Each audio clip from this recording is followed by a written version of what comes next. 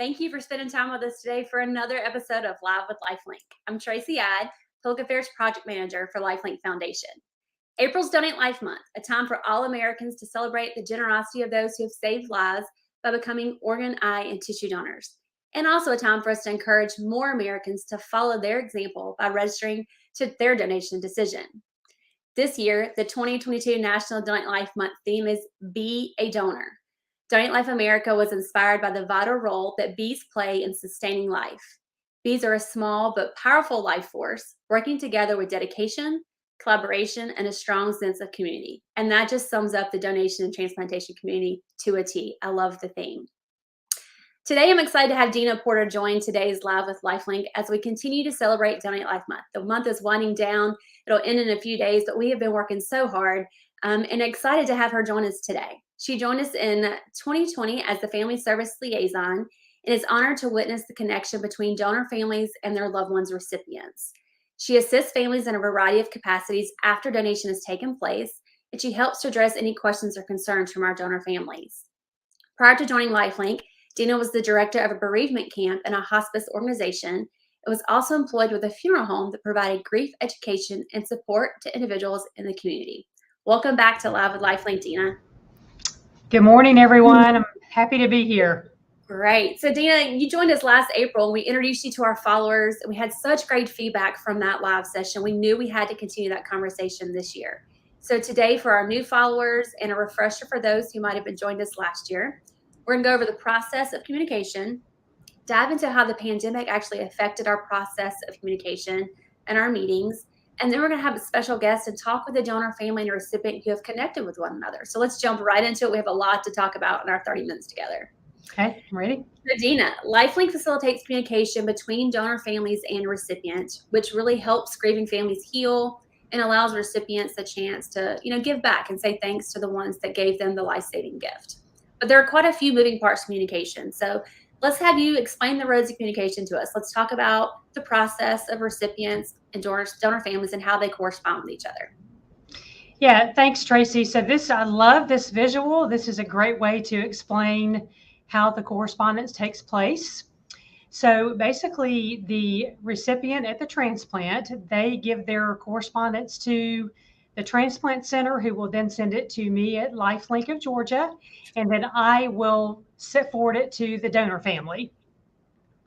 And the other road of communication is with the organ recipients. The donor family will send their correspondence to me at LifeLink, and I am able to determine the transplant center of the recipient, and I forward it to them, who then forwards it to the recipient. So with this, we're talking about like cards and letters. That's what we're sending back and forth, right? Correct. Yes. Okay. Perfect.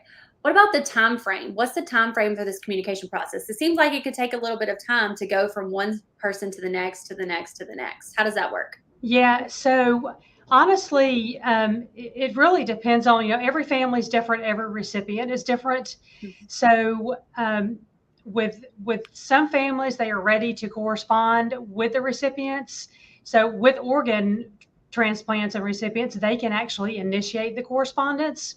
So if the family reaches out first, the recipient can respond back. Sometimes they are corresponding with each other at the same time, and the communication roads can pass each other. And sometimes a recipient or a family will get their letter and they say, well, it doesn't seem like they received my letter, but it's just how the communications crossed. Sometimes it takes families a couple of years to be ready to correspond. It can be painful for them to stay connected to the recipients. And sometimes the recipients, it takes them a while to respond because they may have had a difficult recovery. They may be experiencing survivor's guilt. So really every family situation and recipient situation is different. But the process works, and it's wonderful to see the communication happen. You just made a very good point that it's a different process for everybody. Every family is different. Every recipient is different. So it's not this is the time frame. This is how it's going to happen. It's going to change for everybody. We need to make sure that our viewers realize that and know that the time frame is a little bit different for everybody. So that was a very good point, Tina. Thank you. So let's talk about privacy and confidentiality. The donation process is confidential. Recipients and donor families do not know the other party involved in the process. So how do they initiate communication and start that, but continue to be protected with their own privacy? Yeah, so I know it can be really hard for families and recipients to want to exchange phone numbers, addresses right away. Um, Most people understand that we do have to protect identities. Transplant centers are the same way. Um, we do allow first names, the state that you live in. And before I go into that, we have brochures available for writing to donor families and writing to recipients that are on our website. But in that brochure, it explains what can be included in that correspondence. So, as I said, first names can be mentioned, the state that you live in, hobbies and interests that you like, or your loved one like, or the recipient likes. The recipients can also talk about milestones after their transplant, and even a lot of them will talk about what led them up to their actual transplant. They talk about their journey, and it gives families a way to share about their loved one and just let the recipients know what they meant to them and everyone that cared about them. That's good information because that is a thing we talk a lot of our volunteers or recipients. They don't know what to say or what to include. So that's some really good stuff in our donor families too. Like they don't know what to say. So that's some really good stuff to start with. Yeah, and just to add, if you don't know what to say, I let people know you can buy a card that has words in it that express what you want to say, and just sign it and say, I'm glad, I hope you're recovering well, or from the recipient standpoint, thinking of you, and just hope you're thinking of you during your loss, Yeah, always, and thank you for the gift. that's a good point. It doesn't have to be a long letter. It's not like you need to write 2 or 3 pages. You can if you want to, but you don't have to start. Just Yeah, a Hallmark card that you get yeah, from it the. could be overwhelming. Absolutely. That's a Yeah, good. That's something that's already written. Just put your name or a thank you or something. yep. Very good, Tina. So we got. Let's talk a little bit about organ donation and tissue donation. The types of communication that's different for that. So we've got differences between organ donor families and tissue donor families, and our viewers might not realize that. So let's talk about that and the process of how it's different for those two. Sure. So the key distinction between organ and tissue donation is, obviously there's one organ. We know where the recipient is, which transplant center. With tissue recipients, they are more anonymous. So, and this can be difficult too. But with tissue recipients, they have to initiate that correspondence first to the donor family, and this helps us identify, okay, this tissue recipient received a gift from this donor family, and then the correspondence can take place. But just like as with many other things, each family's case is unique. So if you want to know how and if you can reach out to your recipient first, please feel free to reach out to me, and I will help you discern that and walk you through the steps and how that process works. That's good. Again, I know we said that a couple of times, but each case is different. So if anybody has any questions, the best way is to reach out to you, and we'll have your contact information at the end of our little talk here. So thank you for that. So everybody's been dealing with the pandemic and doing some things with COVID-19, and it changed a lot for everybody. Sorry, my printer just went off out of the blue. I don't know what that was about. So COVID-19, it changed our processes for connecting families. It changed a lot of things in our foundation. Our mission-based work continued, of course, but we had to put processes in place to protect our staff, our volunteers, to the best that we could do. So just some examples: when possible, our staff worked remotely. Our in-person meetings changed to virtual meetings, and we're still doing a lot of that virtually. Our volunteers went from meeting in person and meetings and doing public education in the public to virtual education. Our frontline staff that was still in the hospitals took extra precautions in the hospitals to ensure donation was an option for families, but we also had to protect them. So I know this processes that we put in place also affected your department and donor families and how we connected them. So can you tell us a little about how it changed for you when the pandemic started? Yeah, so it's no secret that COVID just changed everybody's world in general. So I joined LifeLink in June of 2020. So a couple of months into, isolation for a lot of people. And when I joined, I could tell that there were several family recipients who we were in the process of allowing them to have direct contact with each other. So most people understood and realized that even halted, that wasn't going to happen just because of isolation and guidelines and that type of thing. And as you said, Tracy, safety for everyone. The correspondence did not halt. That came in droves. And I think that helped families feel like they were still able to stay connected. Not only did they have a loss that they could share with the recipient, but they had the common denominator of COVID and how it was just very isolating and just trying to help everyone stay safe. So in 2021, as things let up somewhat, we were able to dive back into providing direct contact. And we wanted to try to connect families who were ready to take that next step. We wanted to provide a way for them to connect, and we thought about doing things virtually. So we were able to have a family and a recipient connect virtually, and I coordinated that and was on the call with them virtually. It was very impactful.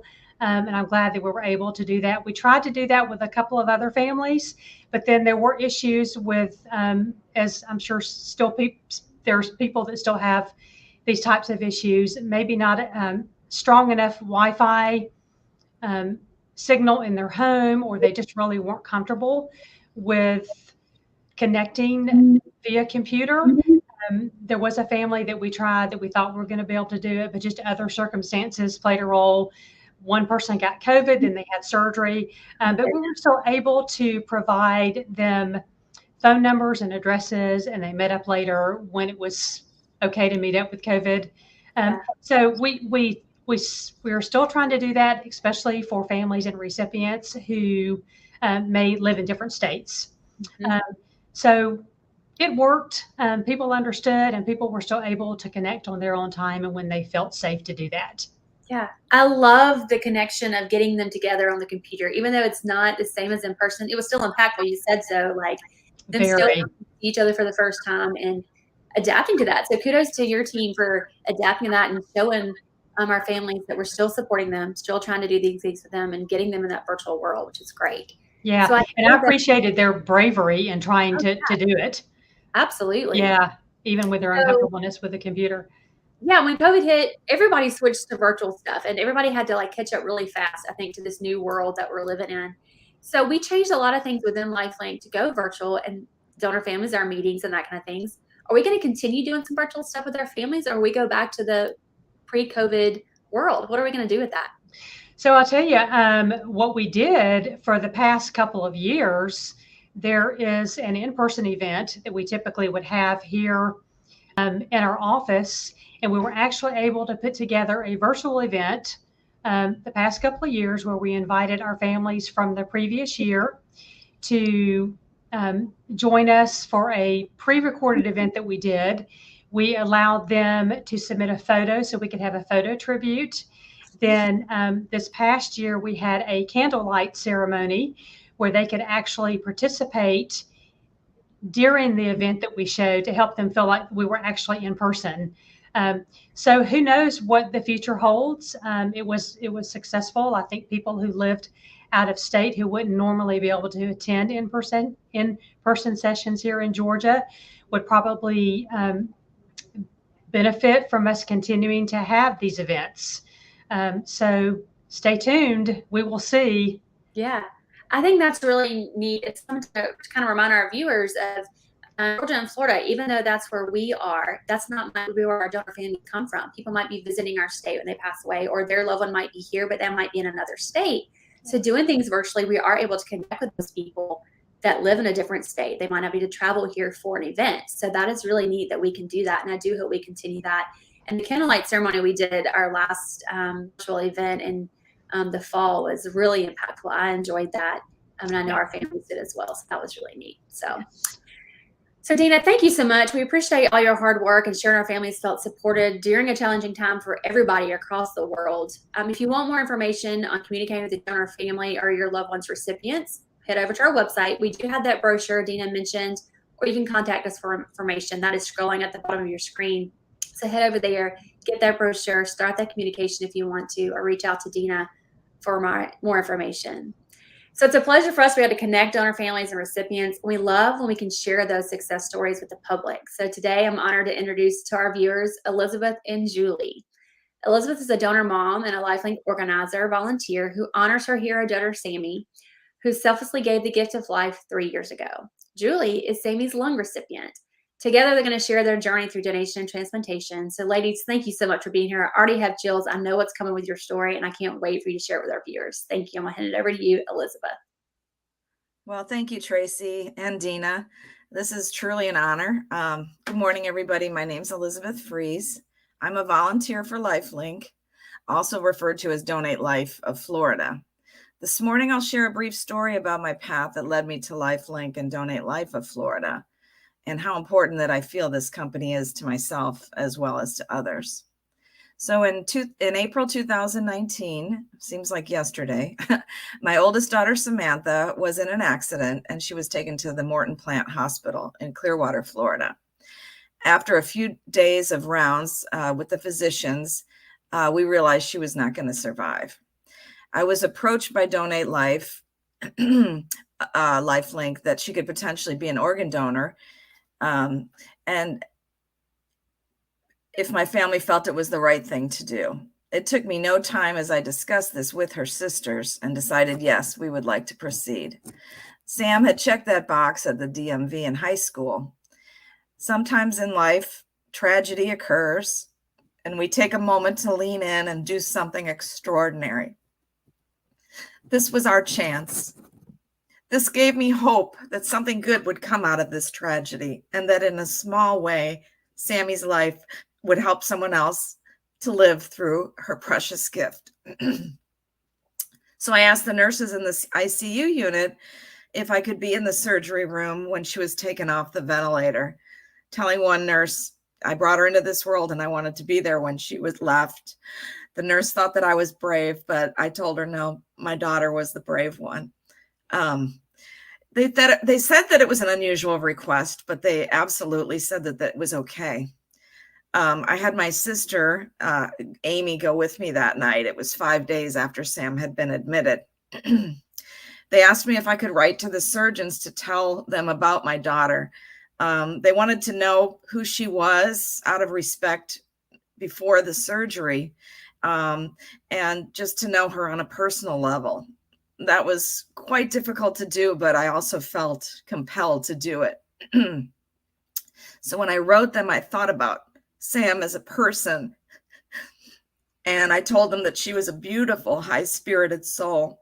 In high school, she excelled in sports, golf, swimming, and she had many friends that counted on her for her humor, her kindness, and most of all for her big heart. She loved and adored children, music, and sports. Her favorite person in the world was her niece, Alice.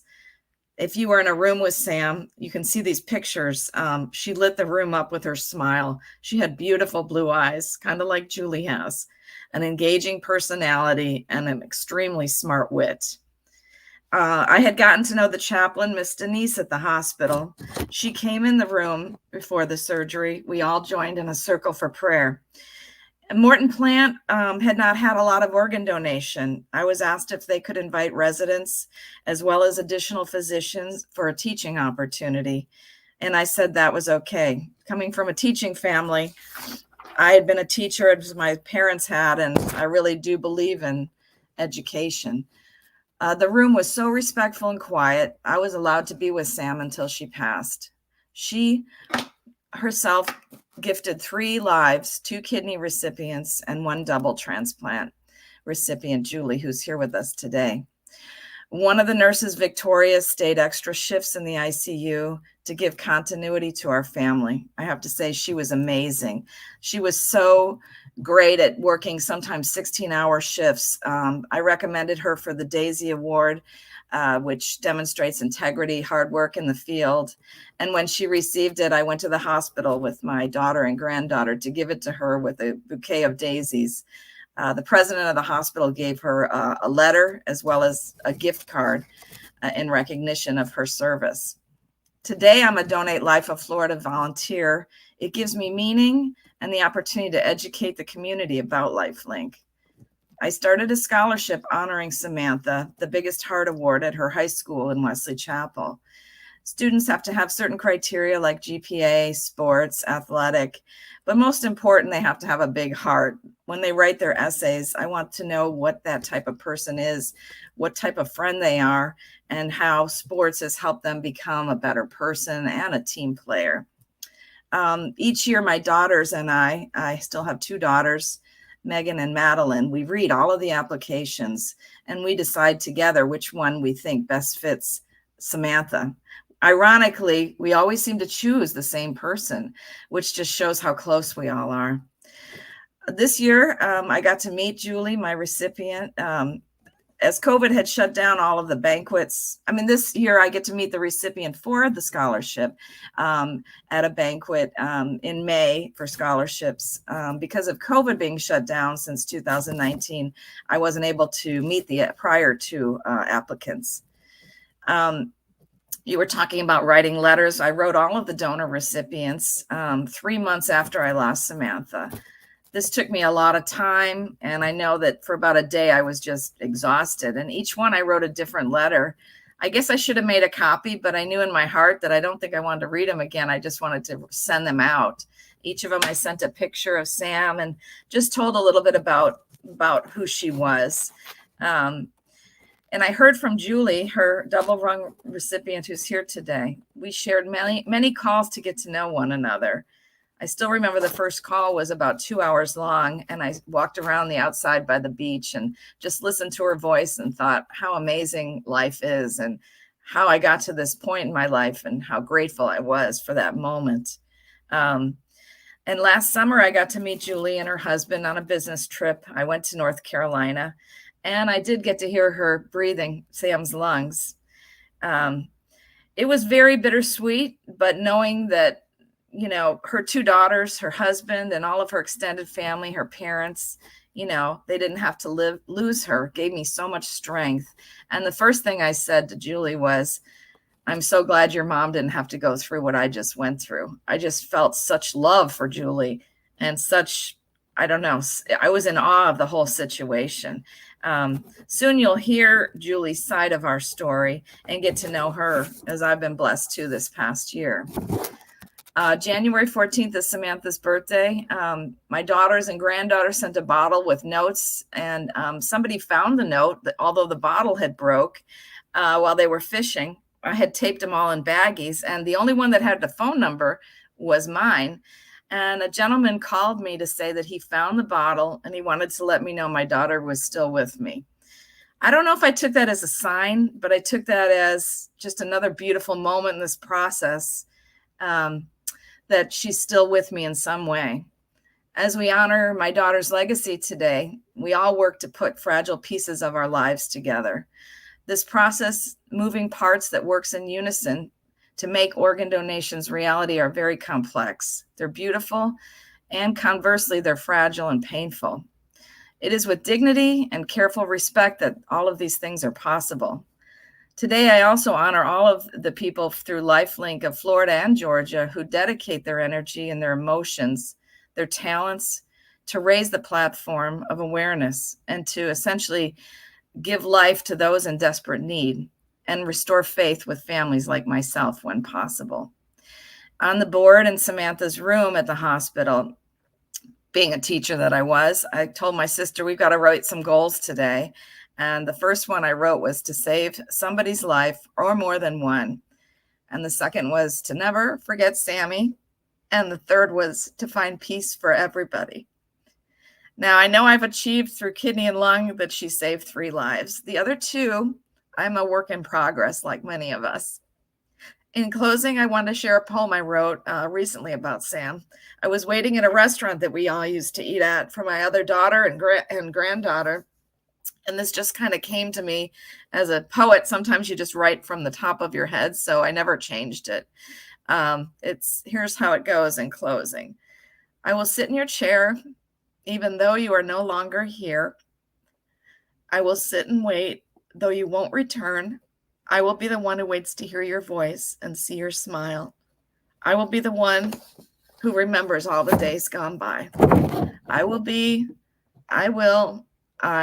always be here beside your empty chair.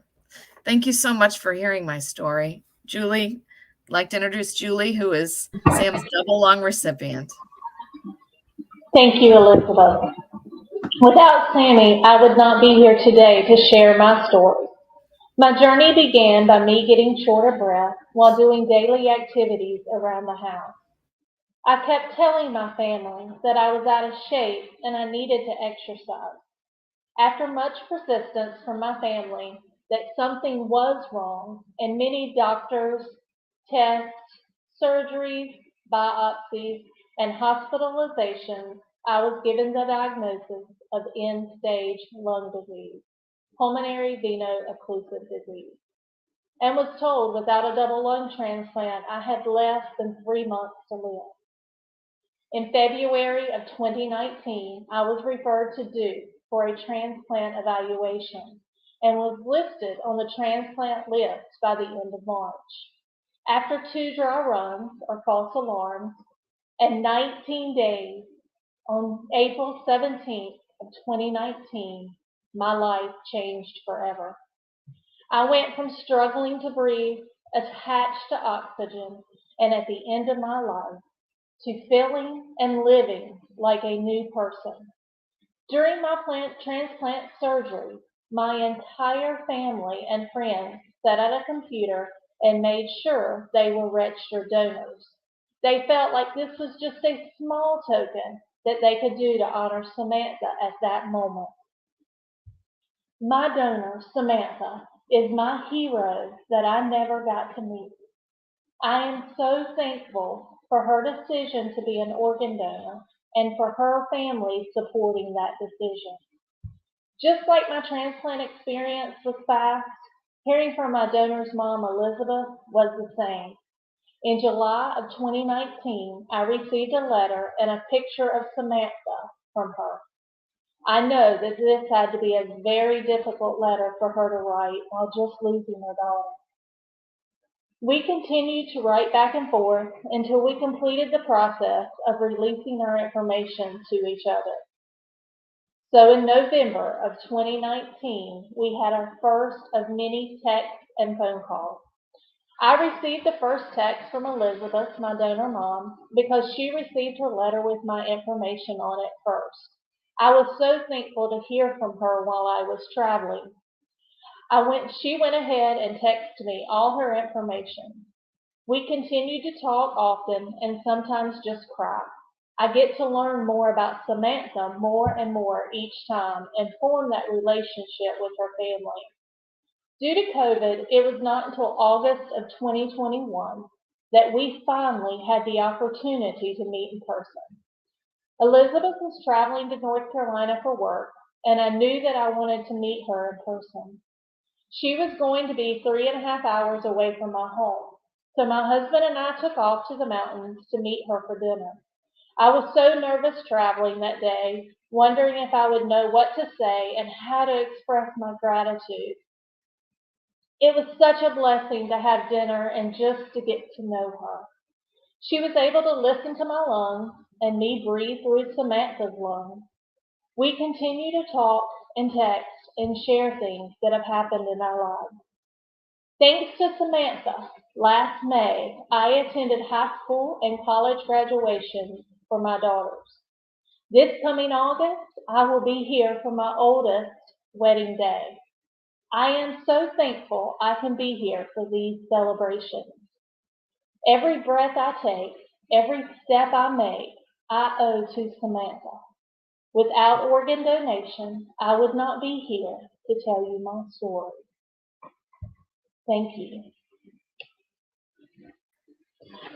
Thank you, Julie and Elizabeth. That is powerful.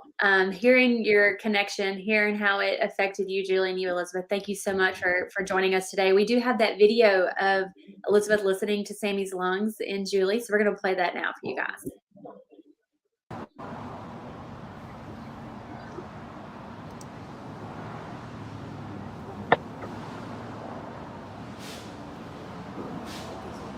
Okay, turn them around. We learned that last night. You had them all backwards.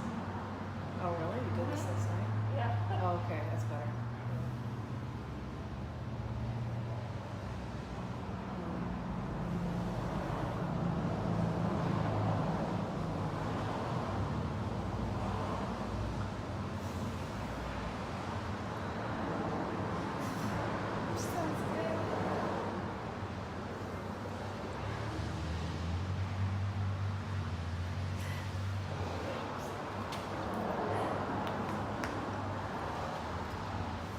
All right, no more crying. I should have started that with a tissue alert. Good gracious, that you can see the emotion in both of you, and that is just powerful to me. And I know our viewers are probably feeling the same way that I am right now. So thank you both for sharing that with us, for sharing your story. I'm so grateful that you were able to join us. So it's time for questions. We're going to bring Dina back up on the screen, and we would love to hear from you. If you're watching with us live, if you have any questions for any of our panelists, drop them in the comments. If you're watching this on replay, thank you for coming back and watching it. You can drop your comments as well. We'll be sure to reach out to you through a message as well. So as we're waiting to see if anybody has any comments or any questions, any comments you want to throw up there, feel free to do that. I want to remind everybody that this Saturday is Donor Remembrance Day, something that we do every year. And it is for us to honor the donors. We have forget-me-not flowers that we plant. It's a day we come together to honor and celebrate our donor heroes who've given the gift of life. We plant those virtual forget-me-not flowers to symbolize that those heroes and their gifts will always be remembered. So that web address is scrolling on your screen. Go check it out. Leave a message for your donor, for your loved one, and go back and read some of those that have been there. It is very powerful to read those stories from those donor heroes all around the country. So please make sure you go check that out and post it on your social this weekend for that. We are waiting to see if we have any stories that come in. We've got some comments coming in, people just thanking you guys. Again, so thankful that you were able to join us, Dina and Julie and Elizabeth, for sharing and connecting about families. For our viewers, those watching live and replay viewers, thank you for joining us. If you have any additional questions that you did not think about right now, you can always reach out to us. We've got our our contact information is going to be at the bottom of your screen. Reach out to us. Find us. We will be glad to answer your questions.